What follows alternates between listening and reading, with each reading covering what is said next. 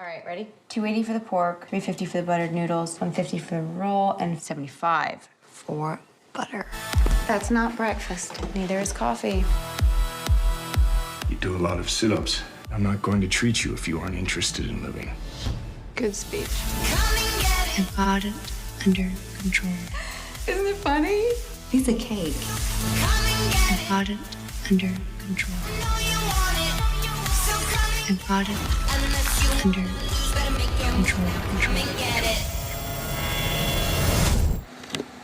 Oke. Assalamualaikum warahmatullahi wabarakatuh. Nama saya Muhammad Nugroho Utomo, NIM di 2019 5002.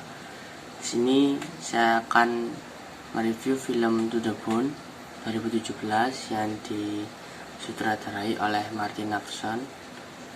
Di sini saya akan membacakan sinopsisnya terlebih dahulu ya. Sinopsis dari film To The Bone itu seperti apa? Oke, lanjut saja. Dikisahkan tokoh utama Ellen Lily Collins mengidap anoreksia, kehilangan selera untuk makan. Ellen kerap mengukur lingkar lengannya. Lingkar lengan itu seperti ini ya, lingkar lengannya. Ellen juga tidak pernah menghabiskan waktu santapannya, hanya sedikit yang terkonsumsi dan sebagian dimuntahkan. Jadi dia jarang sekali menghabiskan makanannya pada saat itu. Dan kalau memang habis, dia akan memuntahkannya. Selain itu, sebelum tidur, Ellen check up untuk menghilangkan kalori di tubuhnya. Jadi dia berolahraga sit up setiap mau tidur, seperti itu. Ellen selalu berolahraga sit up setiap mau tidur, gitu. Nah, anoreksia nervosa ini apa? Anoreksia nervosa merupakan gangguan makan yang diderita oleh seseorang karena faktor-faktor tertentu. Faktor-faktor anoreksia nervosa ini ada banyak macamnya. Ada faktor sosiokultural, ada faktor psikis, ada faktor keluarga, dan faktor biologi, seperti itu. Selain anoreksia nervosa ini juga ada bulimia nervosa. Bulimia nervosa ini hampir sama seperti anoreksia nervosa, cuma bulimia nervosa ini gimana ya, dia mempunyai nafsu makan yang tinggi, tetapi dia akan memuntahkannya kembali. Jadi seperti siklus, dia makan banyak, dia akan muntah, dia akan makan banyak, dan dia akan berolahraga ekstrim agar kalorinya terbakar semua, seperti itu. Itu tadi pengertian anoreksia nervosa dan bulimia nervosa. Itu lanjut ke cerita ya. Cerita film. Jadi Ellen ini seorang anak dari wanita dan pria yang mana berpisah. Ayah dan ibu kandungnya berpisah. Ayahnya dengan ibu tirinya saat ini yang dia tinggali, bersama dia tinggal, dan ibunya seorang lesbian yang tinggal dengan pasangan perempuannya. Setelah itu Ellen seringkali Ellen itu dipedulikan oleh ibu tirinya. Dia dikhawatirkan, ayo makan banyak, kamu jangan sampai kurus kayak gini, lihat tubuhmu, lihat berat badanmu, gitu, lihat. Nah, jadi itu sehingga pada suatu saat ibu tirinya memasrahkan Ellen ke seorang dokter untuk mengobati atau mengontrol penyakit itu tadi, anoreksia nervosa. Nah, setelah berbincang-bincang dengan Dr. Beckham, namanya Keanu Reeves, Dr. Beckham mengatakan kalau misal lebih baik kamu tinggal di rumah perawatan yang aku punya, itu rumah perawatan yang aku punya. Di sana juga banyak sekali penderita anoreksia nervosa. Dan ada beberapa syarat, yang salah satunya jangan membicarakan makanan, itu. Jadi penderita anoreksia nervosa dan bulimia nervosa ini sangat sensitif dengan pembicaraan makanan, apalagi mendengar pembicaraan banyaknya kalori pada sebuah makanan gitu. Nah, setelah itu Ellen akhirnya menyetujui dan Ellen mendatangi rumah perawatan itu. Di rumah perawatan itu banyak sekali perempuan, tidak terlalu banyak sih, ada 5 perempuan, 1 laki-laki. Di situ menandakan kalau misal anoreksia nervosa ini merupakan banyaknya yang mengalami anoreksia nervosa merupakan perempuan. Karena apa? Di beberapa faktor perempuan itu sangat memungkinkan untuk mengidap anoreksia nervosa. Karena gimana? Perempuan apabila sudah mengasupi dirinya dengan sebuah makanan, lemak itu akan gampang menempel. Nah, sedangkan definisi orang yang cantik di dunia ini kan, yang sekarang kan kalau misal kurus, ramping, cantik, putih, terus ya gitulah pokoknya, kan kalian tahu sendiri seperti itu. Nah, jadi di sana memang banyak perempuan, 5 perempuan, 1 laki-laki. Setelah sampai di sana, dicek barangnya. Jangan sampai di sana itu jangan ada obat pencahar. Obat pencahar itu kayak memuntahkan secara paksa, obat yang memuntahkan secara paksa seperti itu. Setelah itu sudah berjalan lancar. Peraturannya di sana itu harus berada di meja makan selama 30 menit pada waktu tertentu seperti itu. Setelah itu akan diberi waktu selama 10 menit untuk buang air kecil atau buang air besar, dan setelah itu mereka akan masuk ke kamar masing-masing dan pintu dikunci. Biar apa? Biar mereka tidak memuntahkan makanannya gitu di kamar mandi. Jadi biar awet sampai besok makanannya gitu. Dan di sana apabila berhasil melakukan prestasi akan mendapatkan poin dan bisa jalan-jalan kemana aja, atau bisa meminta HP-nya kembali, kan karena memang dari awal HP-nya disita seperti itu. Kemudian kembali waktu di sana misal. Dan di rumah perawatan itu banyak sekali, ada yang anoreksia nervosa, ada yang bulimia nervosa seperti itu. Seorang laki-laki yang namanya Luke itu merupakan mantan penari balet, yang mana dia mengalami kecelakaan bagian kaki sehingga dia tidak bisa menari lagi, dan dia akhirnya mogok makan karena dia masih terobsesi menjadi seorang penari balet seperti itu. Karena mungkin pada suatu saat nanti dia bisa menjadi penari balet lagi gitu. Setelah itu deskripsi Luke. Ada juga penderita anoreksia nervosa lainnya, cewek, perempuan, dia mungkin sudah akut sehingga dia dipasangi selang kalori. Jadi kalori udah ditolak sudah, makanan itu sudah ditolak oleh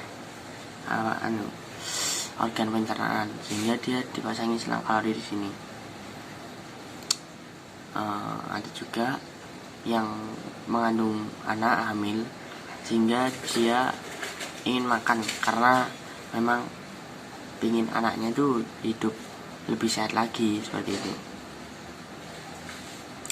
Seiring berjalannya waktu, Dr. Beckham selalu mengatakan kalau misal hidup kalian ini akan baik-baik aja. Kalian setidaknya mempunyai alasan kalian untuk hidup. Bahkan alasan kalian untuk hidup itu ya karena kalian ingin hidup, itu tadi itu tidak apa-apa. Seperti itu. Jadi misal aku ingin hidup, makanya aku harus makan. Itu alasan aku untuk hidup gitu. Itu definisi Dr. Beckham. Di sana mereka kadang-kadang diajak jalan, pernah di suatu adegan mereka diajak jalan-jalan di hujan buatan tuh, dan jadi kayak kerasa keren. Jadi mereka merasakan betapa nikmatnya hidup kalau misal mereka bisa hidup sampai seterusnya, sampai memang pada waktunya seperti itu.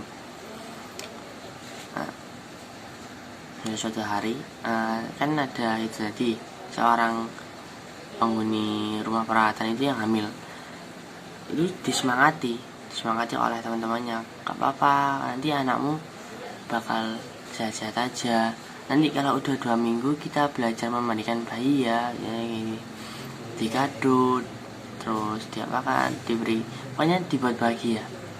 Karena memang pada dasarnya seorang anoreksia nervosa akan sulit untuk mengandung janin atau mengandung bayi gitu. Sehingga pada suatu saat malam hari seorang wanita itu mengalami keguguran. Mungkin dia olahraga ekstrim atau sedikit gerak, akhirnya dia mengalami keguguran, bayinya meninggal. Dan setelah itu Ellen jengkel karena Dr. Beckham ini hanya mengatakan hidupmu akan baik-baik aja, sedangkan mereka tahu kalau hidup mereka itu gak baik-baik aja seperti itu. Dan akhirnya Ellen berkonsultasi dengan Dr. Beckham dan berdebat, berkonflik, menimbulkan konflik yang akhirnya Ellen, atau mungkin pada saat itu namanya berubah menjadi Ellie, kabur. Ellie atau Ellen kabur ke rumah ibunya yang lesbian itu tadi.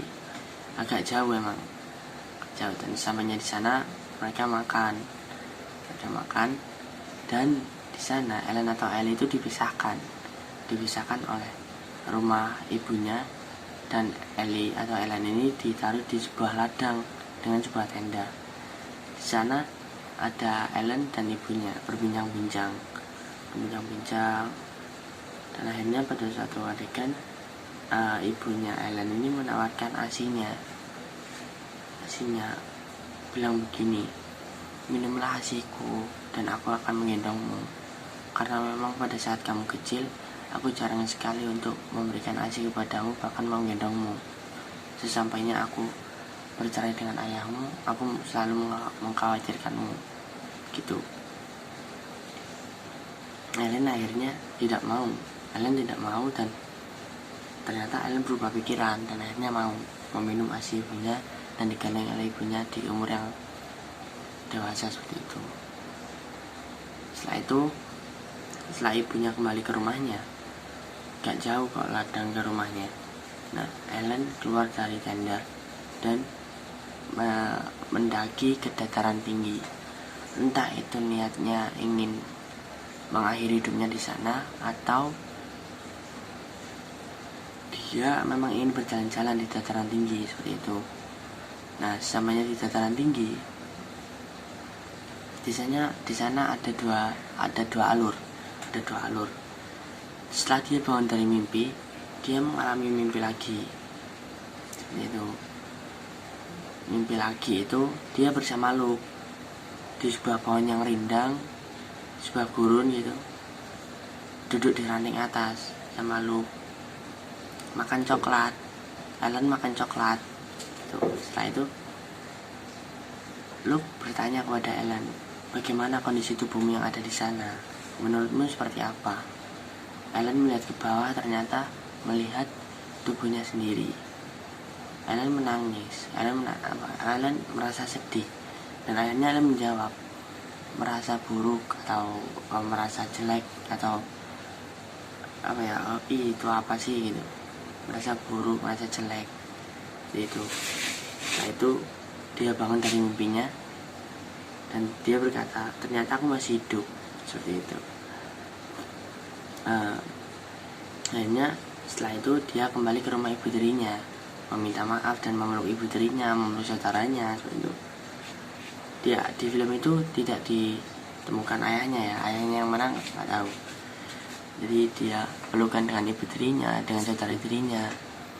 Setelah itu dia kembali ke rumah perawatan itu tadi, karena memang Ellen sudah menemukan alasan dia untuk makan itu apa. Alasannya ya karena dia merasa buruk dengan kondisi tubuhnya dan merasa dia ingin hidup, seperti itu. Nah, itu tadi di anoreksia tutup benih ini faktornya ada banyak. Mungkin salah satunya faktor psikis atau faktor keluarga. Seperti itu. Faktor psikis itu yang mananya? Faktor psikis itu ya karena dia yang ingin mendapatkan kasih sayang itu tadi.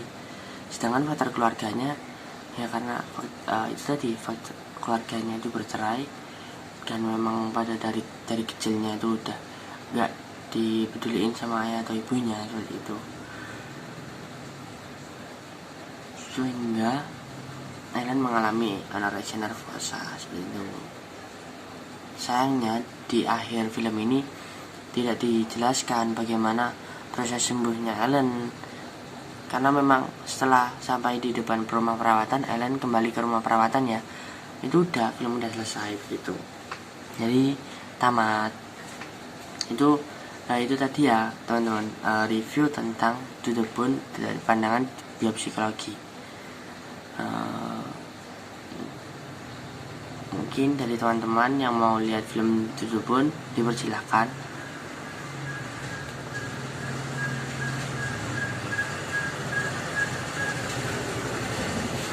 Cuma di film To The Bone ini mungkin kalian akan merasa risih, karena memang di film To The Bone ini akan banyak sekali kata-kata umpatan atau kata-kata yang tidak senonoh atau tidak seharusnya diucapkan seperti itu. Dan oh iya, jangan lupa like, comment, dan subscribe juga ya. Mungkin saya akan membuat video-video berikutnya tentang review film atau review buku dan lain sebagainya, karena memang mengasihkan sepertinya. Review film, melihat film dulu, habis itu menyimpulkan, oh filmnya seperti ini. Ya udah, terima kasih. Dari saya, wassalamualaikum warahmatullahi wabarakatuh.